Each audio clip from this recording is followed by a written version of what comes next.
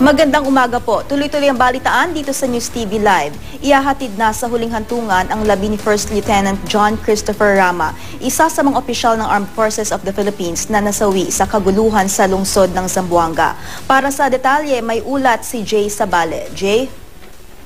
Napuno ang kalye sa Norzagaray ng mga bus, army truck at motorsiklo na may mga nakataling puting lobo. Ganito kadami ang nakaramay at maghahatid sa huling hantungan na napaslang na si First Lieutenant John Christopher Rama. Inikat muna ito sa munisipyo kung saan nagbigay pugay ang mga opisyal ng lokal na pamahalaan at dumiretso naman dito sa may St. Andrew Parish kung saan isasagawa ang misa bago siya ililibing sa Santuario de Paz. Sa mga oras na ito ay nagaganap pa rin ang misa at puno nga na mga kamag-anak, kaibigan at mga nakikiramay dito sa may St. Andrew Parish bago magtungo sa may Santuario de Paz. Maraming salamat, Jay Sabale.